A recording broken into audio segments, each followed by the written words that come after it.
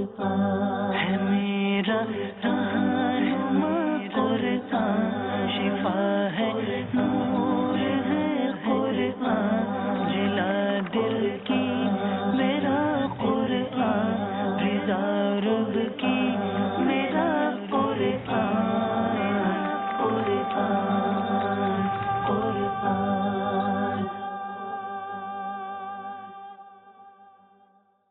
الحمد للہ رب العالمین والصلاة والسلام علی سید المرسلین، اما بعد فاعوذ باللہ من الشیطان الرجیم، بسم اللہ الرحمن الرحیم۔ الصلاة والسلام علیک یا رسول اللہ وعلی آلک واصحابک یا حبیب اللہ، الصلاة والسلام علیک یا نبی اللہ وعلی آلک واصحابک یا نور اللہ۔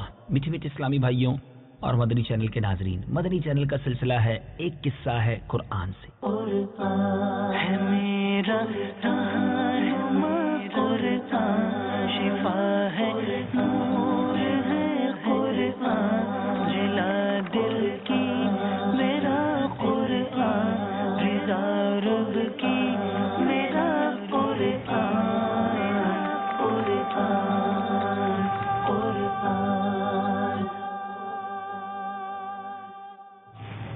میٹھے میٹھے اسلامی بھائیوں اور مدنی چینل کے ناظرین، آج آپ کو ایک اور قصہ قرآن کا سنانا ہے، لیکن آج کا قصہ کچھ ہٹ کر ہے، خوفناک بھی ہے لیکن بڑا ہی عبرت انگیز بھی ہے۔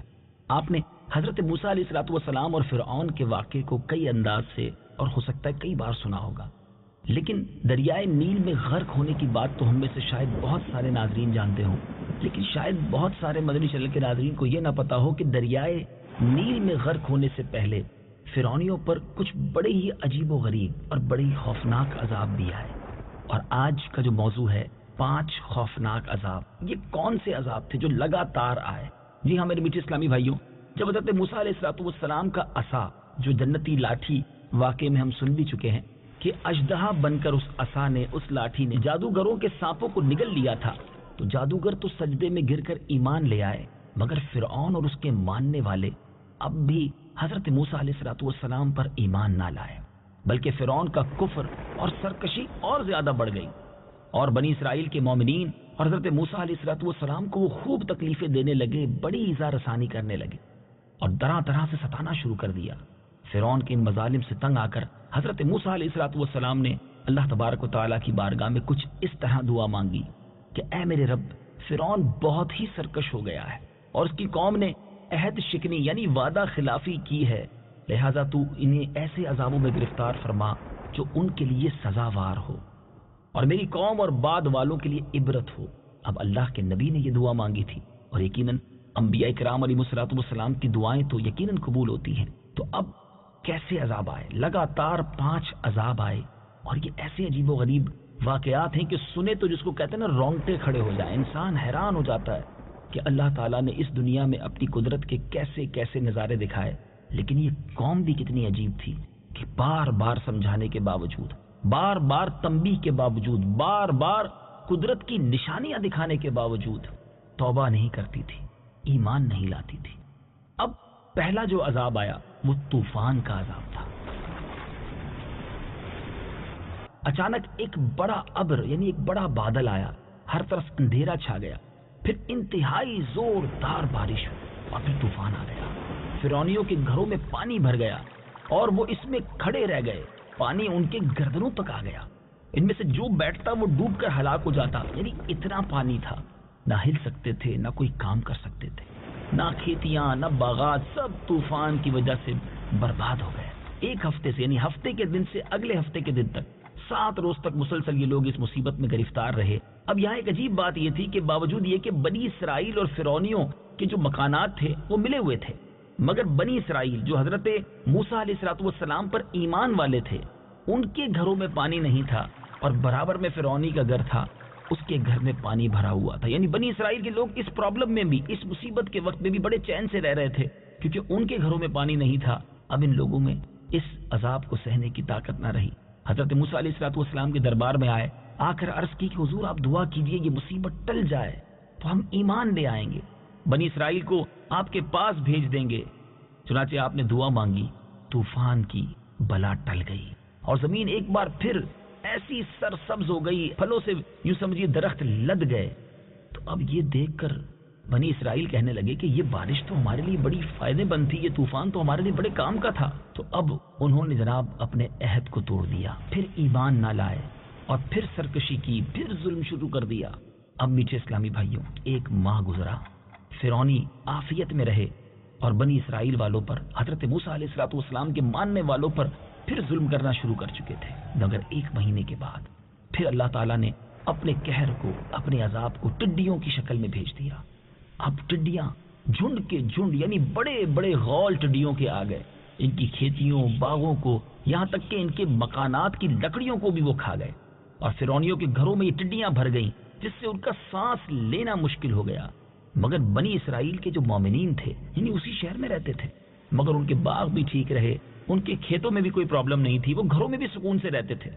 اب 1 ہفتہ اس طرح کیسے گزارا؟ اب فرعونیوں کو بڑی عبرت ہوئی، حضرت موسیٰ علیہ الصلوۃ والسلام کے پاس پھر آئے، عہد کیے، پیمان کیے کہ حضور اب ایک بار معاف کر دیجئے، اللہ کی بارگاہ میں دعا کر دیجئے، اب بنی اسرائیل پر کوئی ظلم نہیں کریں گے، بلکہ ہم خود بھی ایمان لے آئیں گے۔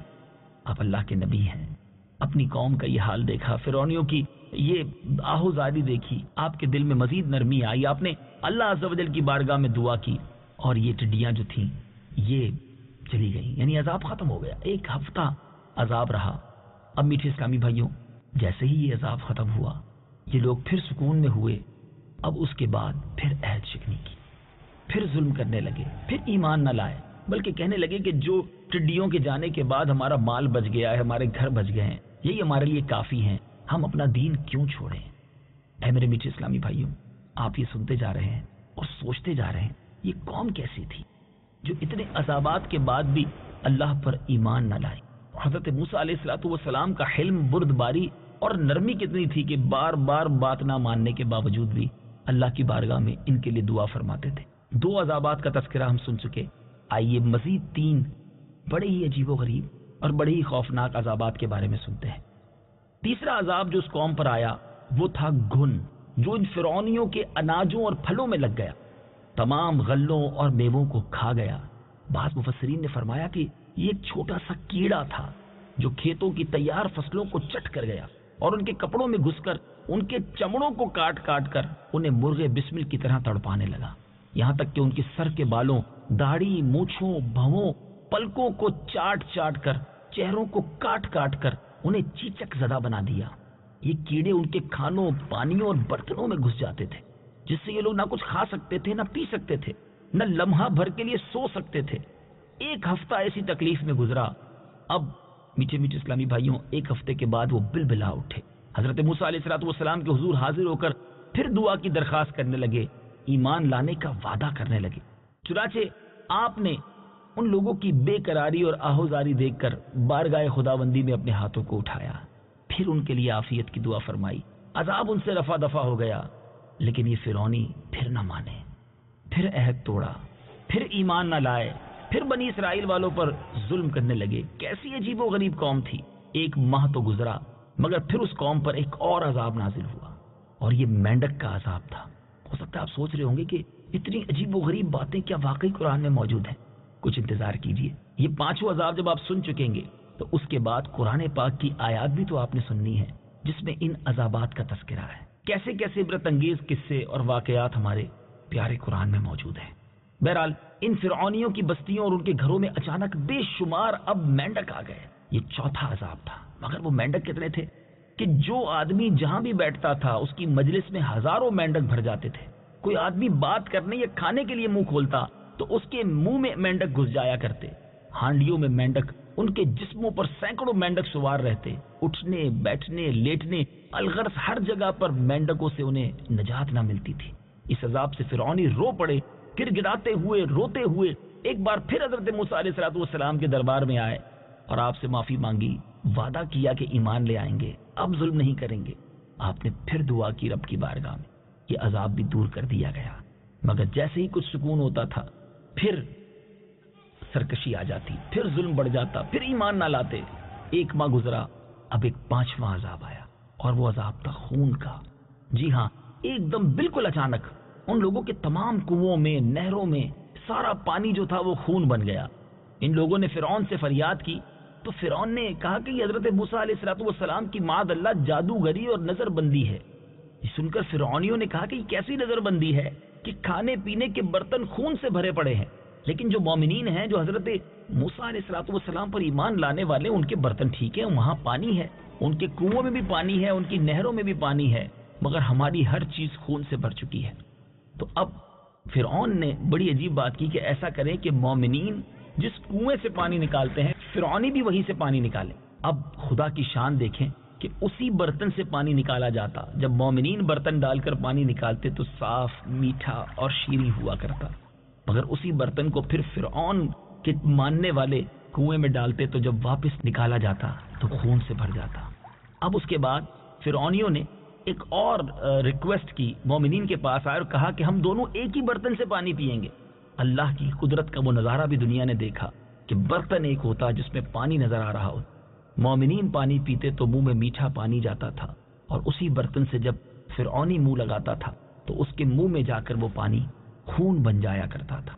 میٹھے میٹھے اسلامی بھائیوں، اب ایسا برا حال ہو گیا پیاس سے کہ فرعونیوں نے پتوں کو اور گھاس کو اٹھا کر اسے نچوڑ کر چبانا شروع کیا کہ اس کے ذریعے کچھ پیاس بجھائی جائے، لیکن درختوں کے پتوں اور گھاس کا جو رطوبت تھی، اس کا جو رس تھا، وہ بھی خون بن کر ان کے منہ میں جانے لگا۔ اب یہ گڑ گڑاتے ہوئے، روتے ہوئے، بلبلاتے ہوئے حضرت موسیٰ علیہ السلام کے پاس پھر حاضر ہوئے اور معافی مانگی۔ آپ نے ایک بار پھر انہیں معاف کیا، پھر اللہ کی بارگاہ میں دعا کی، اس عذاب کو دور کر دیا گیا۔ میرے میٹھے میٹھے اسلامی بھائیوں، یہ 5 عذاب مسلسل ہر ایک ہفتے کے دن آتے، دوسرے ہفتے کے دن تک، یعنی 7 دن مسلسل چلتے رہتے۔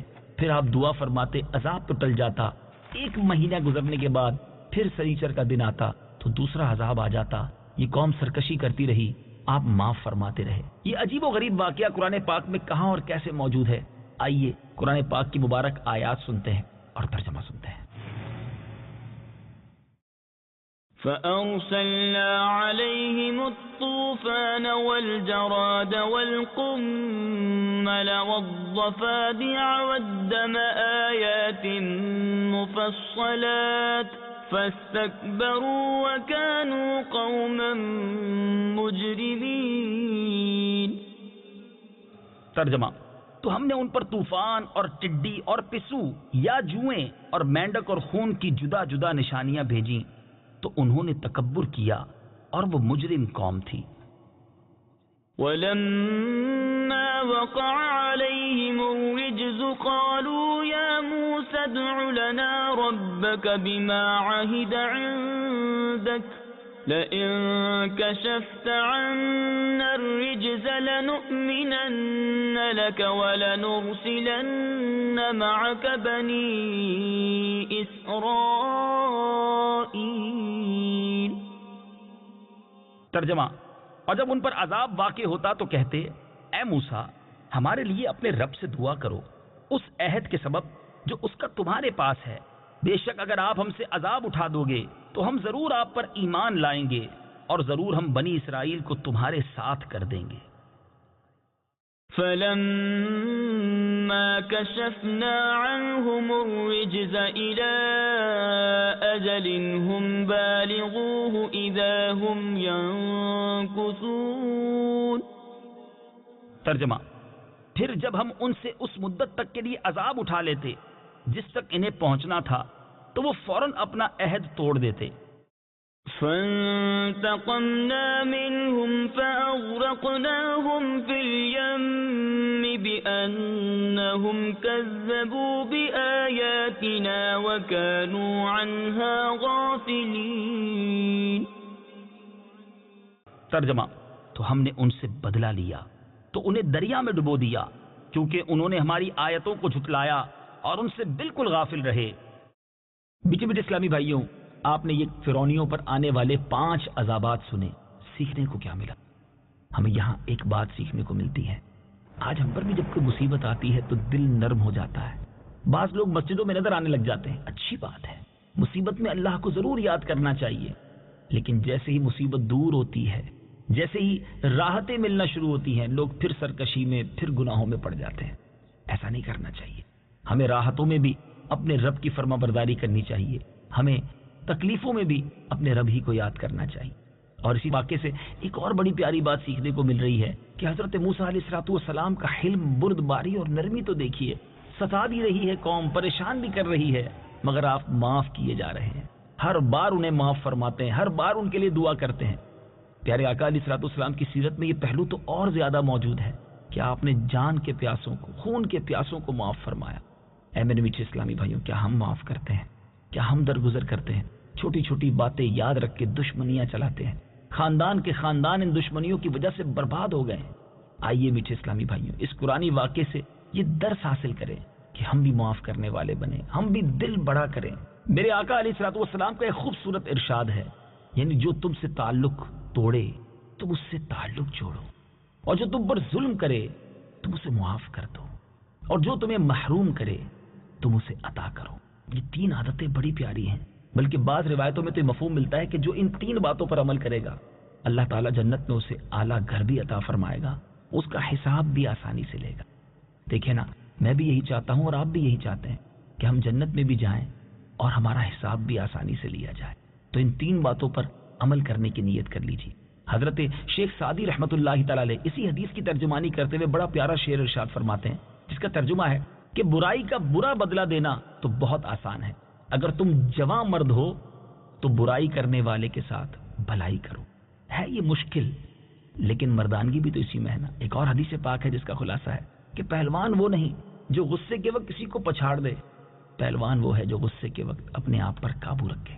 امید ہے اس قرآنی واقعے سے یہ مدنی پھول جو آپ کی طرف بڑھائے ہیں اپنے دل کے مدنی گلدستے میں ضرور سجائیں گے۔ انشاءاللہ عز و جل اگلے سلسلے میں ایک اور خوبصورت اور انوکھا قرآنی قصہ لے کر حاضر ہوں گے۔ مدنی چینل دیکھتے رہیے۔ صلو علی الحبیب صلی اللہ تعالی علی محمد صلی اللہ علیہ وسلم۔ قرآن ہے میرا رہنما، قرآن شفا ہے، نور ہے قرآن، جلا دل کی میرا قرآن، رضا رب کی